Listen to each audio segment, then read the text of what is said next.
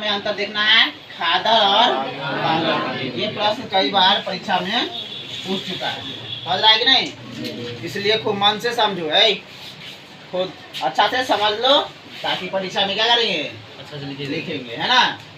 बहुत ही आसान है। खादर के बारे में आप समझ गए, बांगर के बारे में आपने याद हो जाएगा। और कैसे याद रखेंगे तो देखिए, खादर में से यदि हम दो हटा दे तो खाद हो जाएगा, और खाद वगैरह देने पर खेत क्या होता है, उपजाऊ हो जाता है। तो इसका है ना टर्म याद हो जाएगा आपका कि खादर मतलब वो खाद वाला, ऐसे।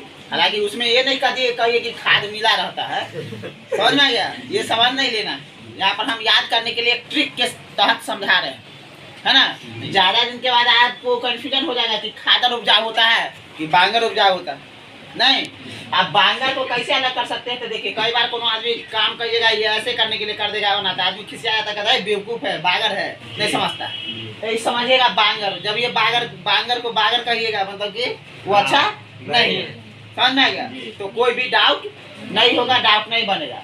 खादर मिट्टी क्या होता है, ये बाढ़ के द्वारा, बाढ़ जब आती है ना तो पानी के द्वारा बहा करके लाया जाता है, मतलब ये नया होता है और नया मिट्टी उपजाऊ भी होता है, समझ में आ गया? तो यह नवीन मतलब नया एवं उपजाऊ मिट्टी को क्या कहते हैं, खादर। तो इस ये नवीन है, नया है, तो इसको क्या बोलेंगे, पुराना। तो पुरानी जलोढ़ मिट्टी को क्या कहते हैं, बांगर कहा जाता है, बांगर कहा जाता है। नहीं समझा क्या कि नहीं? हम समझा रहे थे तो वही बोला गया। अब देखिए, खादर मिट्टी में क्या होता है, बाढ़ का प्रभाव होता है। अब ये बोल दिए, ये बाढ़ के द्वारा पानी से क्या किया जाता है, बहा के लाया जाता है, तो इसलिए ये नया होता है। याद हुआ? पहला पॉइंट ये है कि इसमें ये खादर मिट्टी उपजाऊ होता है और ये उपजाऊ नहीं होता है।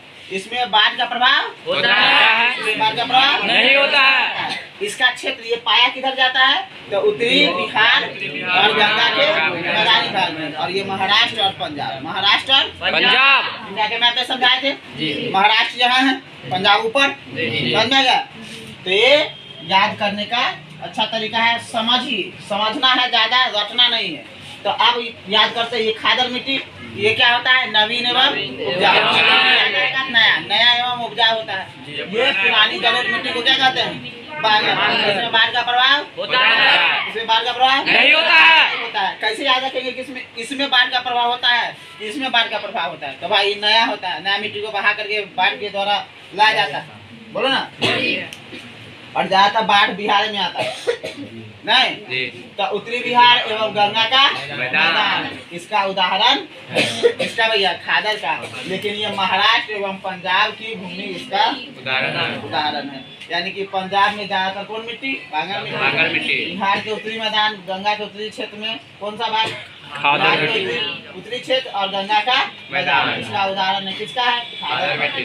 याद हुआ? एक बार फिर से बोल दीजिए, खादर मिट्टी पुरानी जलोढ़ पुरानी मिट्टी। नहीं, बांगर क्या होता है, नवीन नहीं होता है, नया नहीं होता है ना। तो पुरानी जलोढ़ मिट्टी को बांगर कहते हैं। इसमें बाढ़ का प्रभाव पड़ता है, इसमें बाढ़ का प्रभाव बिहार का उत्तरी मैदान मैदानी क्षेत्र, ठीक है। और ये इधर महाराष्ट्र पंजाब के क्षेत्र में पाया जाता है। कौन भाई, याद हो गया ना? और ये मोस्ट इम्पोर्टेंट है, BBI है, बोलो ना। अच्छा से हमेशा पूछा जाता है, तो इसको याद रखेंगे।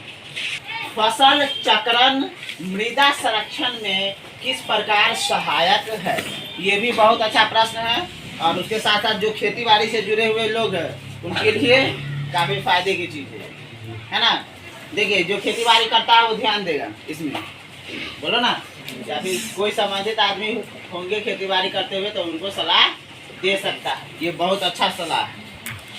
फसल चक्रण का क्या मतलब होता है कि फसल को आप बदल करके लगाइए, उसमें है ना, खेत में किसान को दलहन की और तिलहन की खेती जरूर करना चाहिए। इससे क्या होता है, भूमि उपजाऊ बनी रहती है। लेकिन पैसा के लालच में आदमी ज्यादातर क्या करते हैं, भिंडी, गोभी, बैगन, आलू, ये की सब्जी वाला चीजें ज्यादातर लगा रहे होते, इसे बेच करके तुरंत उनको पैसा मिलता है ना। इससे धीरे धीरे क्या होता है, भूमि का उर्वरक शक्ति कम होते जाता है, और एक समय जिस खेत में खूब सब्जी हो रहा था उसमें अब सब्जी नहीं हो रहा, ठीक है। तो इसका नियोजन किया जाए, यानी कि फसल चक्रण अपनाया जाए। फसल चक्रण का मतलब होता है फसल को बदल बदल के लगाइए। आप सब्जी हमेशा उगाते रहिएगा तो आपका खेत खराब हो जाएगा एक दिन के बाद, है ना। तो लालच में पड़िएगा। लालच कई प्रकार से होता है। इसी प्रकार से एक लालच है कि ज़्यादातर फसल खेती बाड़ी करेंगे, आलू बैगन टमाटर ये सब जाते रहेंगे, पैसा आता रहेगा, लेकिन ऐसे ऐसे में आप जिससे जीते हो वही आपका खराब हो जाएगा, खेती खराब हो जाएगा। समझ में आ गया। इसलिए दलहन का खेती और तिलहन का खेती जरूर करना चाहिए अपना खेत में। और जैसे अवशेष उसका बचता है ना, उसको उस खेत में ही मिला दीजिए। इससे उर्वरक शक्ति बढ़ जाती है। किसका? खेत का, है ना। जो अच्छा सुझाव है ना। देखिए, फसल चक्रण द्वारा मृदा के पोषण स्तर को, है ना, बरकरार रखा जाता है। पोषण स्तर मतलब समझते हैं, उसको उपजाऊ रखिए, है ना, उर्वरक शक्ति बना रहे, है ना। किसका? खेतों का। तो फसल चक्रण इसलिए अपनाते हैं ताकि मिट्टी खेत जो है ज्यादा लंबे समय तक उपजाऊ बना रहे।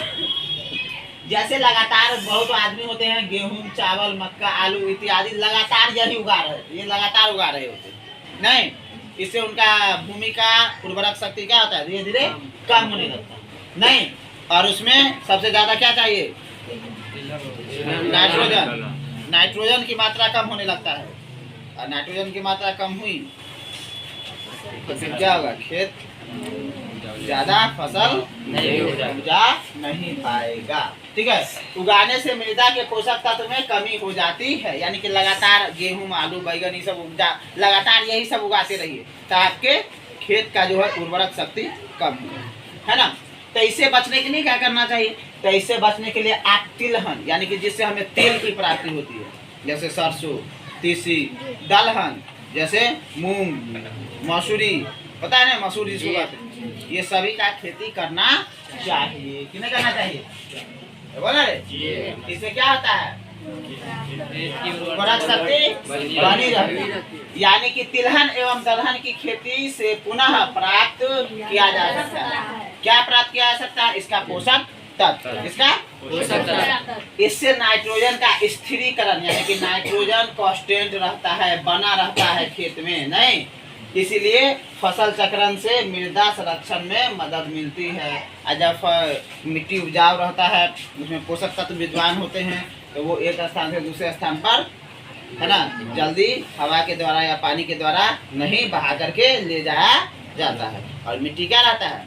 स्थिर रहता है, यानी कि उसका संरक्षण बचाव हो पाता है। तो इस प्रकार से फसल चक्रण से दो फायदा, एक तो आपका मिट्टी का अपरदन नहीं होगा, दूसरा ये कि आपका खेत उपजाऊ रहेगा। इसलिए फसल को बदल बदल के करना चाहिए, उसमें दलहन और तिलहन की खेती जरूर करना चाहिए।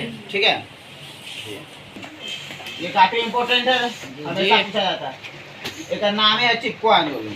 ठीक है, चिपको आंदोलन मान लीजिए ये पेड़ है, ये क्या है? पेड़ है। अंग्रेज क्या किया, हमारा देश जब गुलाम था तो वो उसका मकसद था कि यहाँ के संसाधन का दोहन करना। यहाँ के पेड़ पौधे को काट करके कागज बनाया जाता था, लंदन भिजवाया था, और वहाँ से पूरा दुनिया में कागज बेच लेता था, पैसा कमा लेता था। ठीक है।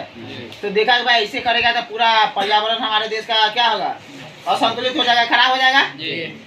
पेड़ सबको काट रहा था, तो आदमी सब जो है भारत में अभी भी शुभ अवसर पर वृक्षों का पूजा होता है, नहीं होता है? शादी ब्याह के अवसर पर देखिएगा आम का पूजा होता है, वट वृक्ष का व्रत होता है, उसमें भी पूजा हो रहा होता है कि नहीं होता है ना।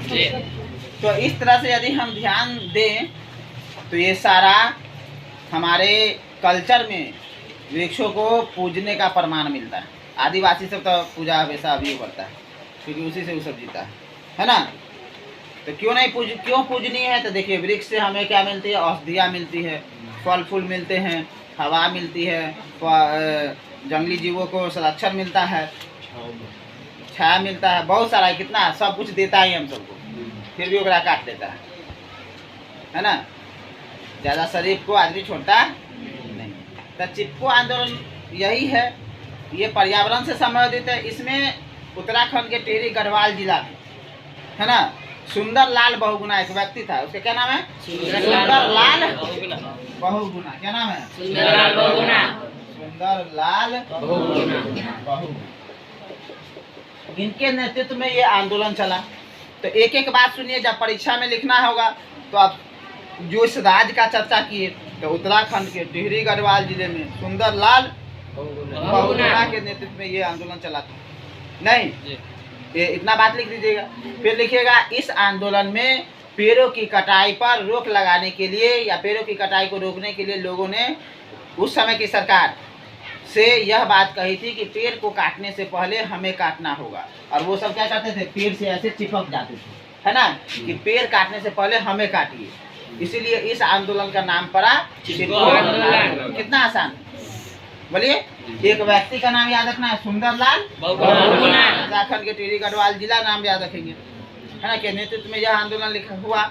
इसमें क्या हुआ भाई, तो फिर से पैराग्राफ चेंज करके लिख दीजिएगा कि इसमें लोगों का समूह पेड़ों से चिपक करके पेड़ को काटने के विरोध में आंदोलन चलाया और बोला कि पेड़ को काटने से पहले हमें काटना होगा, है ना।